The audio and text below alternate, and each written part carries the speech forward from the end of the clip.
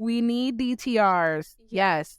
Yes. And the job that you're describing, it sounds like it's perfect. Like, let the dietitians do the tube feeds, and what you're doing, like, you need lots of people to be able to do what you're Yes. doing. It's so impactful. Welcome to NDTR Spotlight, the corner of the internet where NDTR shine. I'm your host, Marie Larry, and today we have Carmen with us. She's been at NDTR for just shy of a decade and has an associate's degree in dietetics and a bachelor's in health communications with a minor in food nutrition. She currently works in community as an NDTR.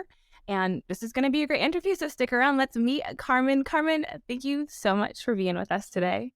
Thank you for having me. Pleasure to be here. Yes. And so, very fun. We got to connect over Instagram. We were just chatting in the DM. Right. And that is like my favorite way to meet NDTRs, because there's something about NDTRs on Instagram. They're so passionate about the credential, and just it's a fun way to connect. We are.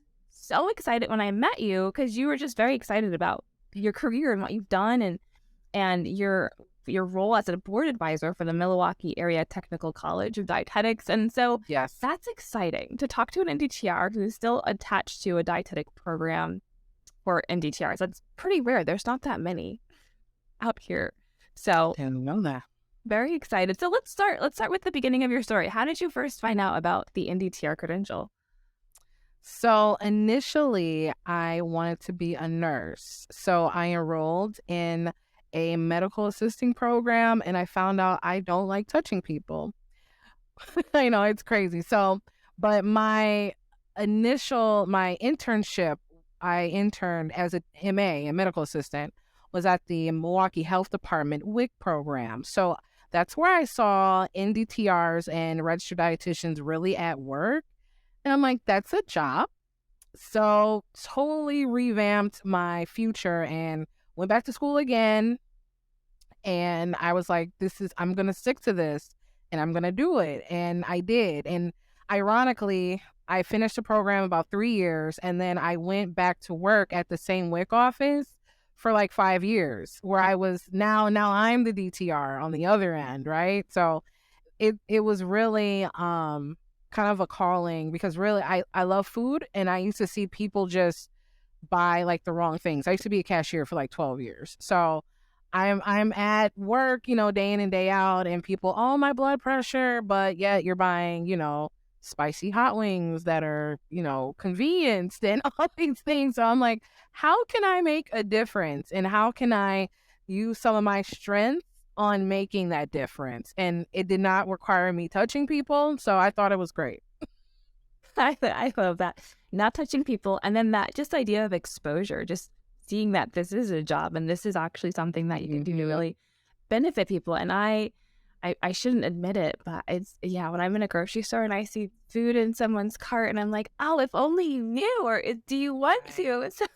It's my heart sometimes, but it's so cool that you took the steps to get the education to be able to do the things that you want to do in nutrition. And so you started off at WIC, but then you also have a bachelor's degree. So kind of outline the schooling that you went through to get to who you are today. So, and I'm really glad that you asked that question, because initially I wanted to be a registered dietitian. That's a lot of like the pathway for a lot of NDTRs, right? And I was very gung-ho about that. Mount Mary University is actually one of the only metro or Milwaukee metro area colleges that offer dietetics with an internship that you don't have to find. So I was just like, it's right up the road. Why not go there, right? So rare. Yeah. Wow. Very rare, very rare. And it's also very competitive to get into the program. So when I went there, I did a little bit of soul searching, and I kind of found out that I was also good at other things. And when I initially started at Mount Mary for dietetics, but then I switched my major to health communications with a minor in food and nutrition. And the reason why I did that, I felt that degree would make me more flexible in a lot of other capacities, but still being able to be an NDTR. I love supporting the dietitians, and I'm amiable in that sense. So I just didn't want to take that away of like, now I'm going to be the one in charge, because now I don't need anyone's help because I'm the dietitian, where the dietitian really does still need help. So I still want to be that support. So when I was in school, or take that back, when I was working at WIC, I also went to school full time and gained more knowledge, because now I'm taking this knowledge that I, gained from Mount Mary and taking it to a very public health platform. And that's where I felt really my calling was, because yeah, nutrition is very important, but sometimes other barriers inhibit people from thinking about nutrition. And if we can help solve those problems, then you'll be more apt to think about nutrition.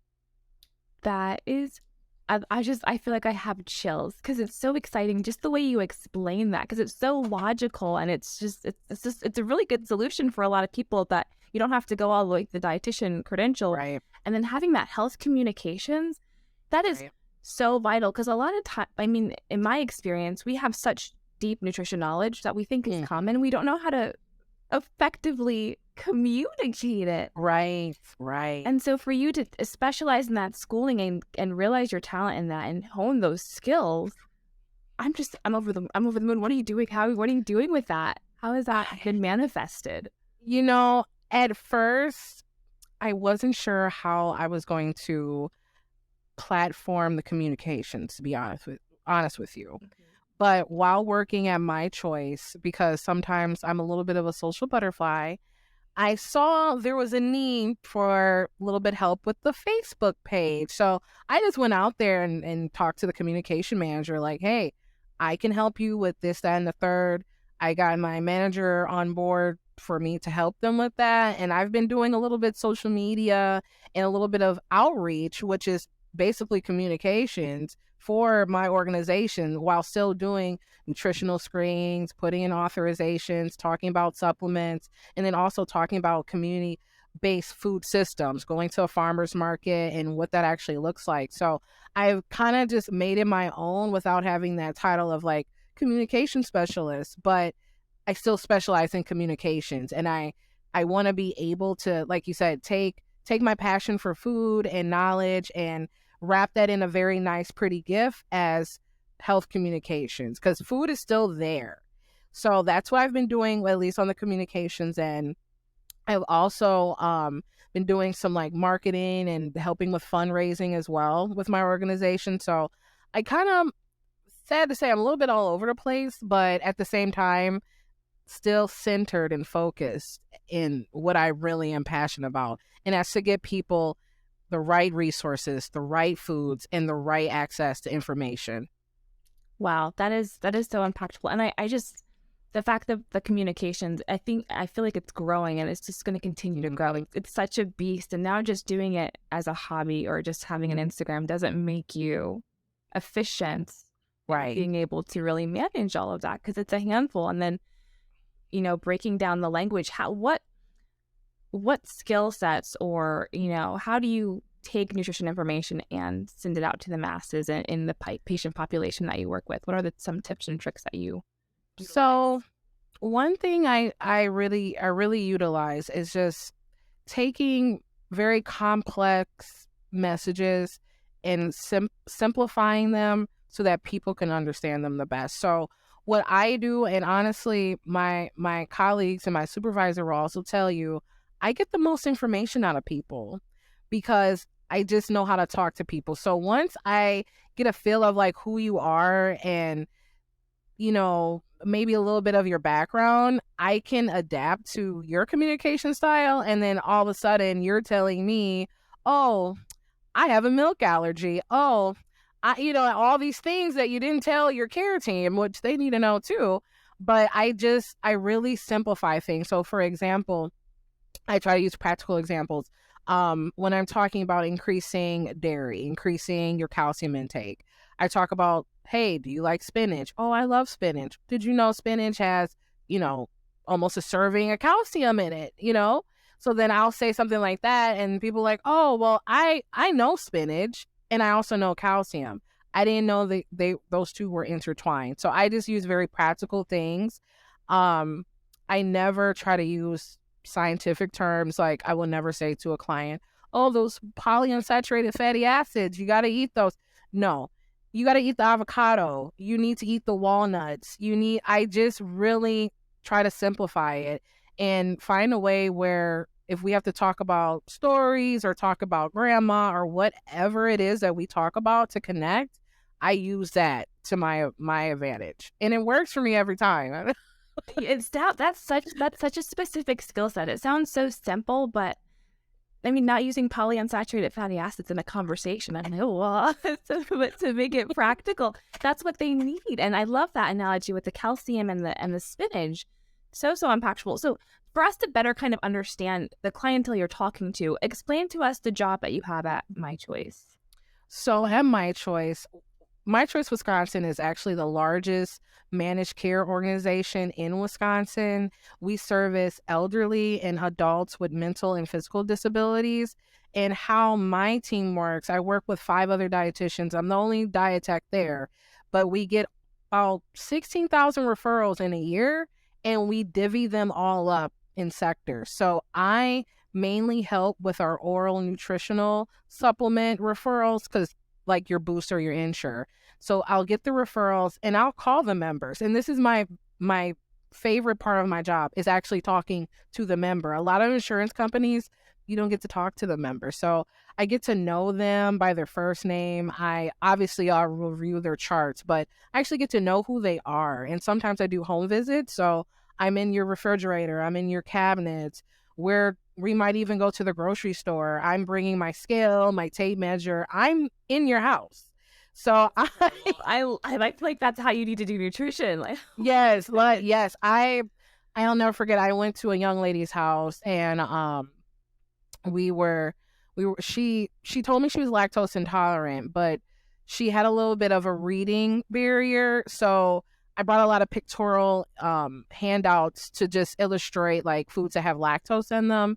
But also I went through her cabinets and I went through her refrigerators, and I identified some foods that might just have lactose in them. She had some cottage cheese. I'm like, if it's not lactose free cottage cheese, it probably will have that. So, and we did this together hands on. So she was very happy that we did that. She'll just text me for problems I can't solve. Like she trusts you now. Because she trusted me to do that for her. And I'm very thankful that she does trust me with her information. But really, like I said, we work with a very complex and diverse group. I do talk to a lot of elderly people, which is also a great thing to do. Because I even asked them for like their little tips and tricks, like, how did you make it to 100, and lo and behold, I actually talked to a 100-year-old woman, and her advice was to drink water. How about that? I love that. I love that. Most people are not I didn't drink enough water today myself. Yeah, and it's actually something people don't think about. Like, yeah, your body needs a lot of water. So just talking to people, getting to know who they are again, and I just, again, try to relate to them on their platform. So if I'm talking to someone who's 90, I'm your granddaughter now, and I'm here to help. Wow. The way you're saying it, it sounds like it's just so natural to you, but these are some serious skill sets. And walking into someone's kitchen and opening their fridge, that's a lot of trust that they have to put in you.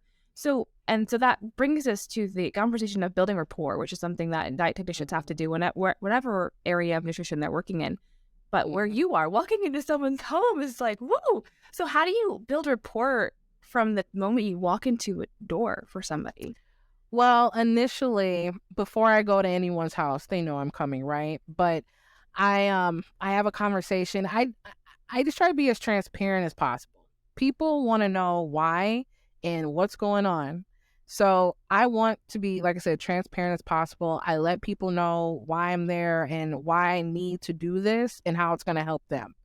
No one's going to appreciate someone, oh, hey, you got, X, Y, and Z in here. Well, why are you doing that?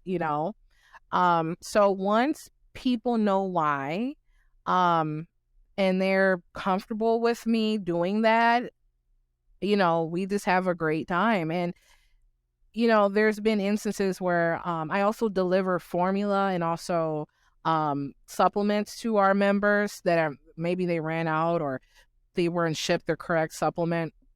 And I'll go and deliver some and come to find out they have expired things. They have expired supplements that maybe they can't see the little tiny, details on the carton. So I really try my best to keep the members' safety and also their nutrition at mind, but I just we just talk and laugh. I don't know how I do it sometimes. It's a It's skill. it's a little bit of a talent, but the thing with talent though, you got to know that you have it and craft it, because it's not something I just wouldn't, disrespect someone. Hey, I'm gonna walk into your house. Yeah, yeah. I love that you said it's a talent that you have to craft, but still, it's such a great thing to just for people who don't have that natural talent to mention. These are the steps that you can do to ensure that you are, treating the client with the respect that they need to begin to trust you. Right. So I love that. And so this job sounds incredible. The relationships you're able to build and the impact that you have on these clients, you can literally see how you're changing their lives just with a conversation. How did you land upon this job? Actually, I was surprised myself, because at the time when I started working at my trust about 3 years ago, I was in a very weird place. So COVID just happened.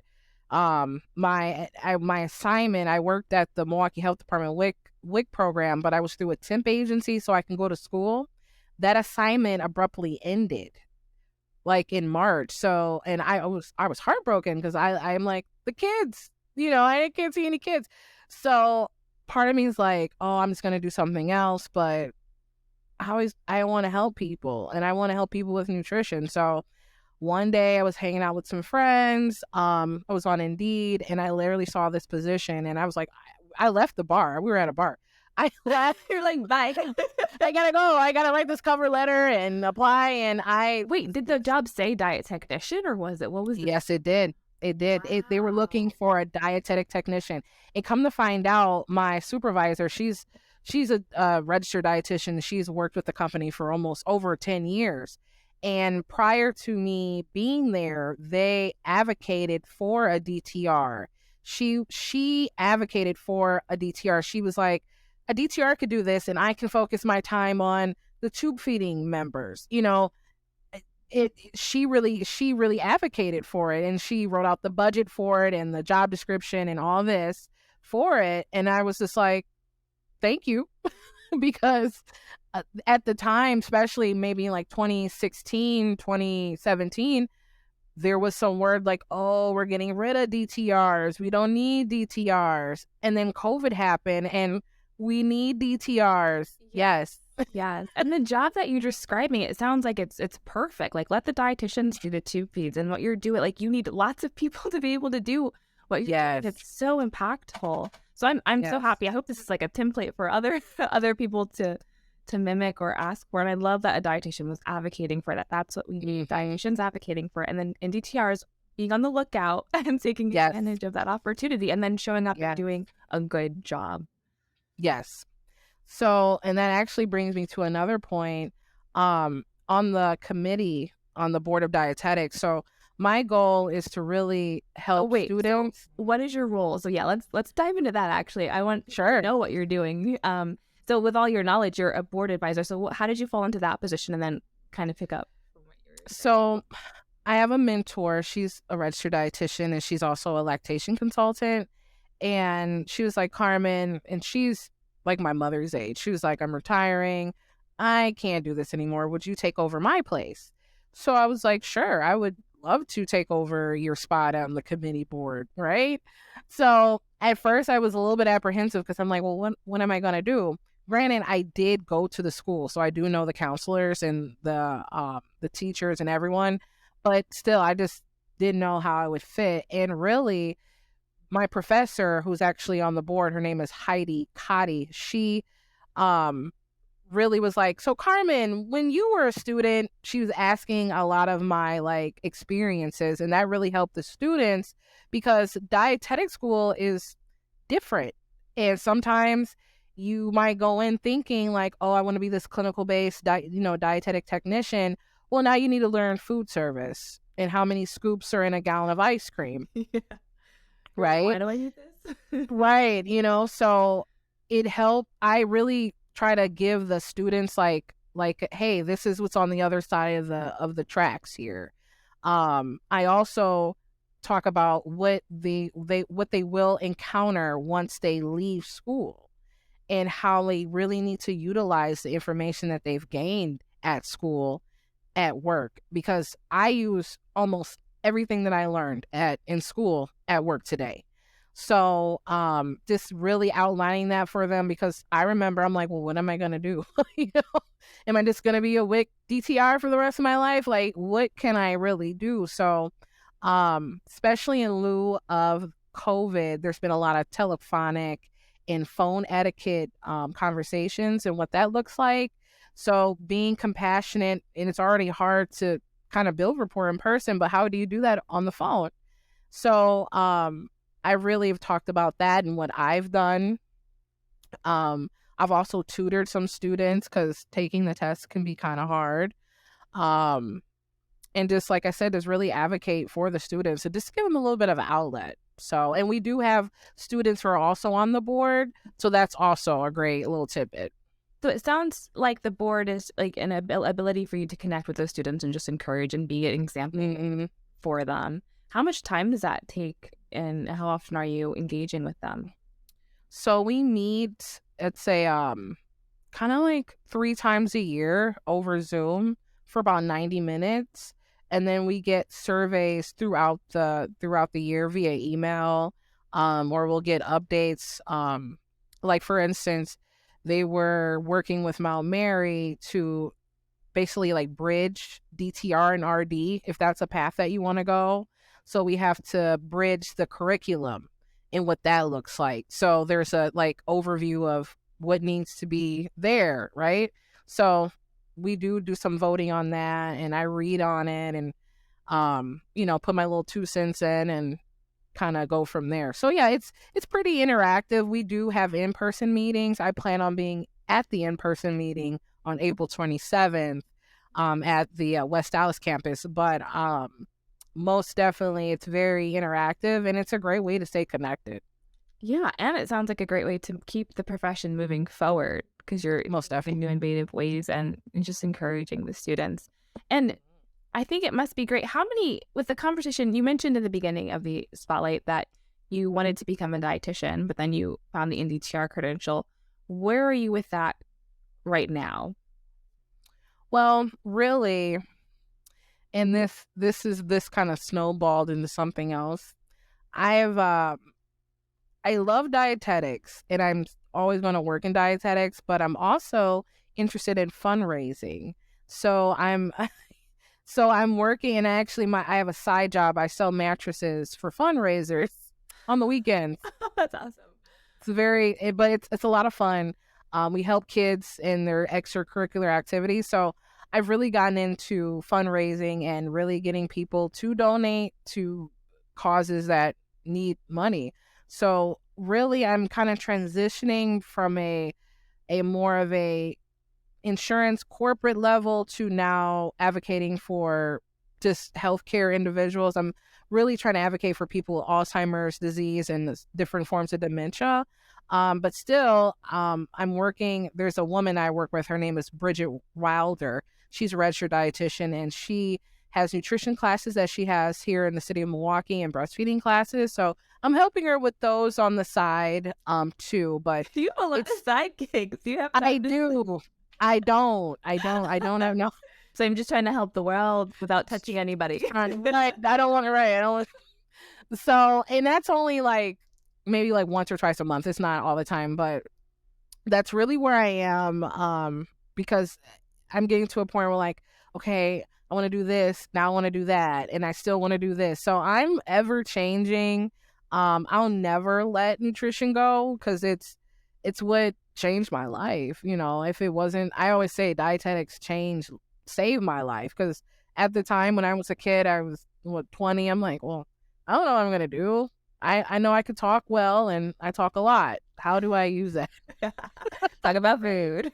Right. Talk about food. Right. So, but that's really where I am right now. It's a different journey for me, most definitely. I thank you for being transparent and honest about that, because I think that's something that's not talked about a lot in this profession, is that, whether you become a dietitian or an NDTR, some people find other aspects. It's still related to health and they still use that foundation of nutrition, but you're not limited to just being a diet technician or just working specifically in nutrition. And what's so nice about this credential is like you were able to work on a talent in communications without having to go and do more clinical and learn all these things that you don't necessarily need. And now it's giving you this opportunity to advance in a different way, which is just so it's encouraging. And it's like you remove the box. There's no box around you and you're no box running with it. And I love no that. box. And there's been moments, and people will try to limit you. People will try to say things to, oh, you can't do that. You're not this, you're not that. But if you know what you know and you know it well, you believe in yourself and you have a good heart and intent to do something that's outside of yourself, you can go anywhere you want to. It's just, and I 100% believe in that. Yeah. Yeah. And I mean, clearly your evidence, your proof of that, just in the transparency of what you've shared with us already, you're currently living that. And that is just so encouraging. And so let's kind of get back to so you're currently an NDTR and you're in that realm right now, but you're fishing around other things. So as an NDTR, what is something that really that you thoroughly enjoy about holding the credential and doing what you do, specifically to being a diet technician?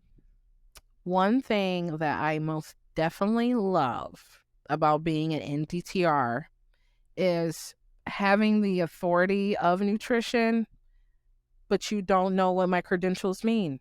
And I have to explain them to you. I honestly love that. I love that. I love it because people are like, oh, well, what's that? Let me educate you. And then we have this conversation and people are like, oh, well, I could talk to you. Yeah, you can. It's like a light bulb goes off in their minds that there's this dual credential of dual experts. Yes, the dietitians, they do supervise us, but we are also experts as well. That's literally in our name, technician. It means you're an expert. So I love that. And I also love the fact that especially the dietitians, they rely on me so much that I'll do a whole nutrition assessment and I'll come up with the recommendation. Yeah, I love that. Let's go with that. Just like that,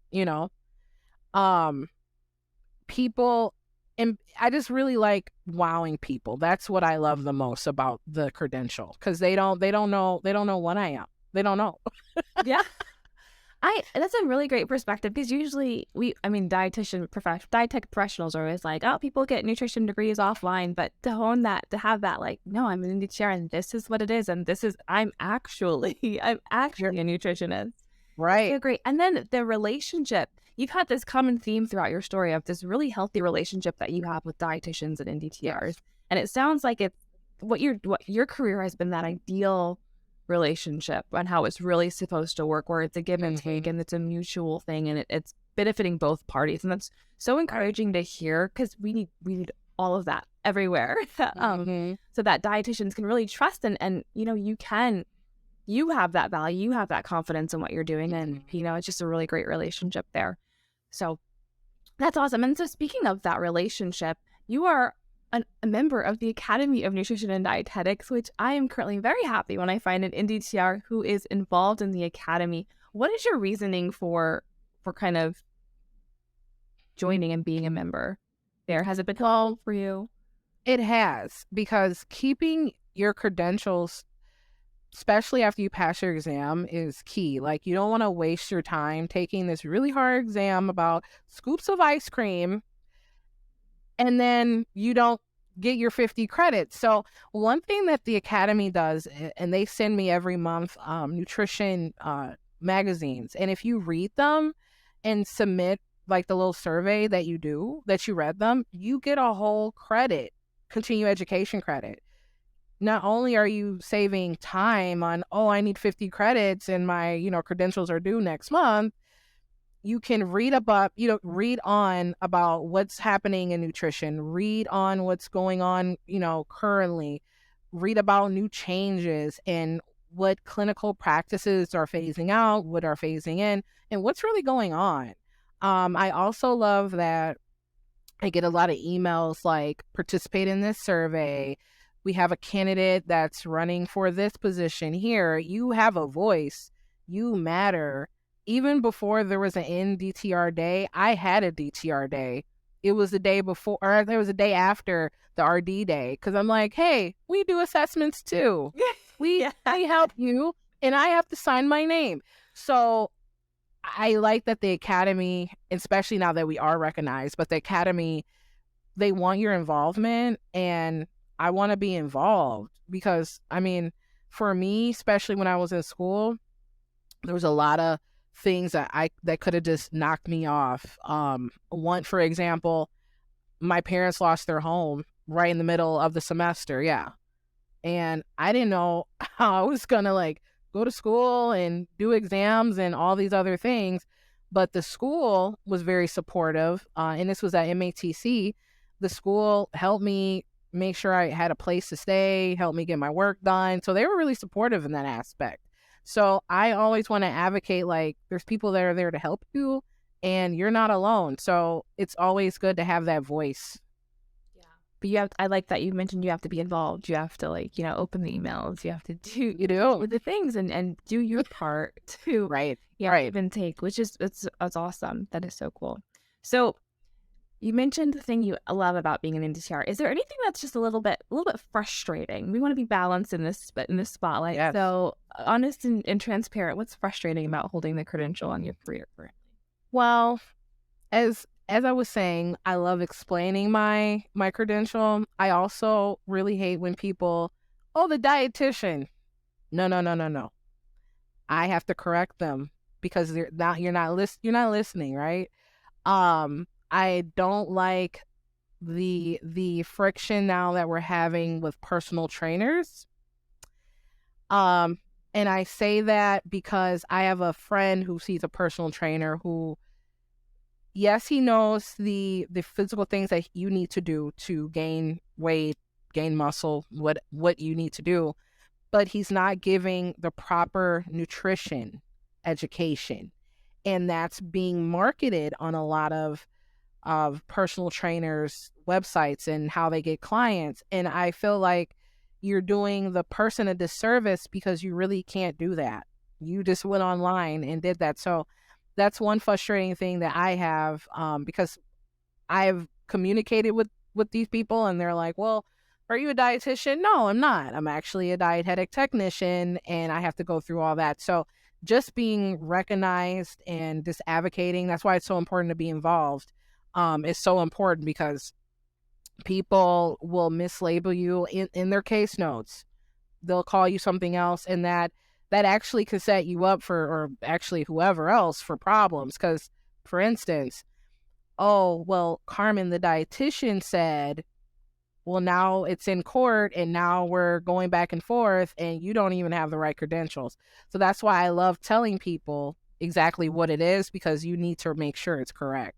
Put some respect on my name, right? Yeah, respecting the credentials. And that's huge to, if someone credentials you and then that makes it looks like you're not in your scope of practice when you are doing everything right. Like exactly. Things we have to follow. Exactly. A huge red flag. Thank you. I don't think that has not been mentioned yet on this spotlight. Thank you for bringing that Mm-hmm. up. And so I want to ask, you mentioned the magazines were helpful with kind of staying up to date, and the work you're doing, it sounds like every day you really don't know what you're going to expect because you're dealing with people, you're walking into homes. So how do you prep, and stay up to date with the unpredictability of your job? Honestly, and thank Dietetics for this, but I have become, it's not one of my strong suits, very organized. Okay. I have to keep tracking lists. I have of what's going on with each person. Sometimes I like to call it focus blocking. So I'll focus like an hour on a task, and then the next hour will be another task. If I have to stop doing something, I'll like make a note, and I'll put the time too, because time is important. Okay, I stopped doing this at 3:30.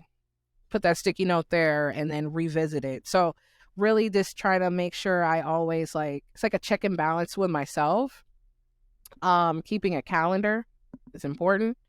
And just reading and making sure that everyone, how I do it, and I don't have the papers to show you, but I have like little arrows to, each person. I just take a lot of time organizing, because otherwise you might go to the wrong house or something. You might waste your time that way. That's good So to emphasize that it takes time to organize. I feel like people are always like organize, but you have to take the time, which can be like, oh, I have to plan the time to organize. exactly, yeah, Vital. it is. So it's taken me time to learn to do that. It wasn't something that came natural to me. I had to fail at it horribly to get really good at it, and that's a really great way to learn, right? Failing. Yeah, that's the best. I feel like it's almost the only way to learn. You have to fail at something first. You have to fail, and I've fallen flat on my face. Like, this is not good. So how can we fix it so it doesn't happen again? And that's really how you learn and become a professional, is learning from your mistakes and trying not to repeat them. Yeah. You are so transparent and real. I love talking to you. I just, the honesty is just crisp. I see why people, you build rapport with you very quickly, and you definitely have that degree in communication, health communications. But I want to give the mic to you now. Is there anything with your ability to be so transparent and open? What would you tell the NDTR audience and the NDTRs listening to the podcast?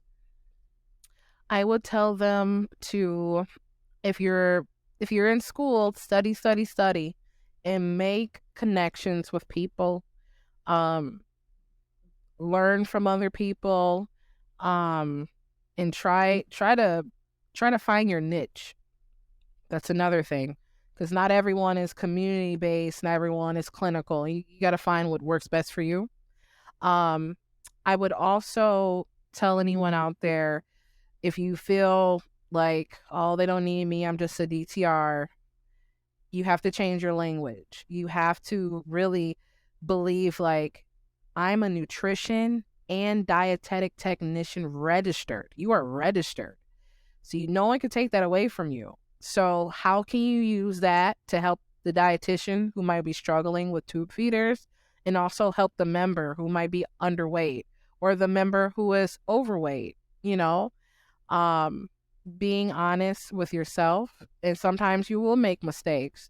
You just have to be honest and take accountability, and really, again, find your niche, find what makes you, I love that. You got to find that, because if you don't find that, you'll be easily stuck in a kitchen scooping out half cups of ice cream, number 12 scoop, right? Now, that's one thing. That was really my struggle in school, was the food service. Scoops are confusing, but there's that trick where you have to divide something. I haven't used it in a while. So. Me neither. I honestly, I took a couple jobs in food service because I didn't like it so much in school. And then I started doing it. I'm like, oh, now it all makes sense. It makes sense. So actually doing it. You have to do it. And that's another thing I would tell NDTRs. Try different things. You might like being a CDM. You might like running a kitchen.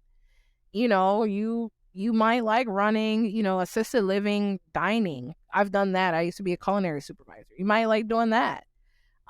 You just got to do different things to, figure out what works best for you, and just make sure that nutrition and that safety is at your forefront of your mind.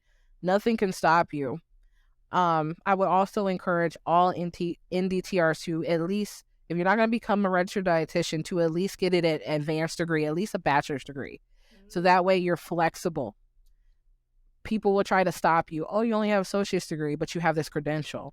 No, I have this credential and a bachelor's degree in whatever. It doesn't even matter. If you could do that, then the sky's the limit.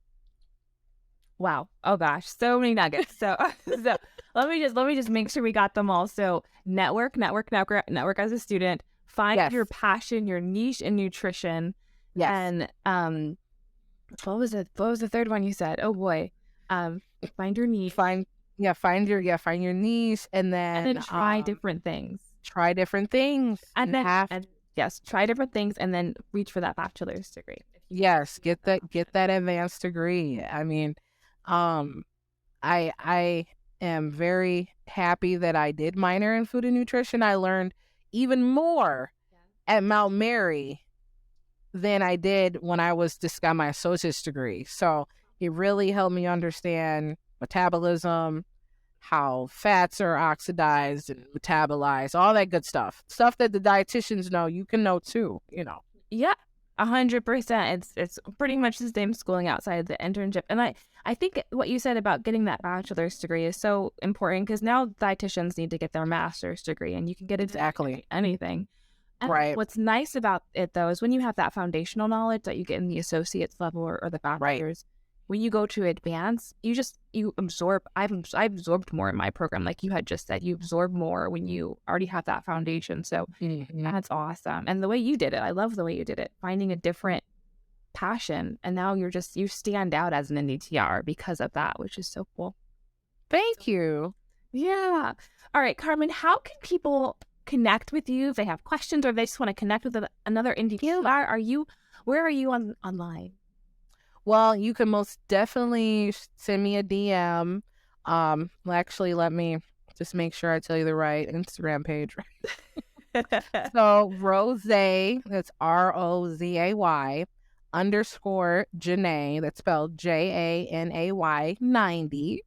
That is my Instagram page. Or you can most definitely send me an email at Janae, that's JANAY. My first name is Carmen, CARMEN 54 @gmail.com. And I can correspond with you there. We can connect. If you even want to do a Zoom call, we could set that up too.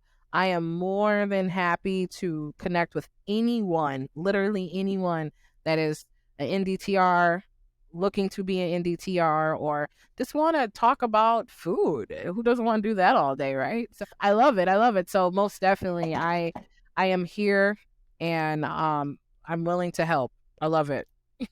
I love that. And yeah, it's such a helping profession. And I encourage listeners to take advantage of that when people say that. I recently reached out to people on LinkedIn because I was looking at a job, and it was another dietitian, and they show up and they do help. So if you have questions, and just reach out. It's a small community, but we care about each other. So thank you for that. No problem. And actually, you just reminded me, you can also reach me on LinkedIn. This is my first name is Carmen. My last name is Baldwin. It's spelled BALDWIN. I'm online periodically, but send me a DM. I will correspond with you, and we can talk about food. And LinkedIn's my favorite way for networking. So I was put out a plug for LinkedIn there. Period. Great. All right, Carmen. Last time, anything else you want to add before we close out on this amazing spotlight? No, other than again, I just I saw a need, especially where I'm from. I'm really from Kansas, but I've lived in Milwaukee my whole life. I lived in the city, and I've seen a lot of things, and there's a lot of needs. And I was just like, how can I help? I feel like if you see a need and you try to insert yourself, how can you make a change, no matter what it is, the world would be a better place for it, especially for the kids. So, that's just my little piece to the world. And Milwaukee, shout out to Milwaukee. I love my city, Cream City, so. Thank you for having me. Awesome. Thank you so much. I love that. If you see a problem, try and be the solution. Carmen, thank you so much for your time today. And if you enjoyed the spotlight, give it a like, subscribe, share it with a friend, and make sure you connect with Carmen online. Thanks again for watching.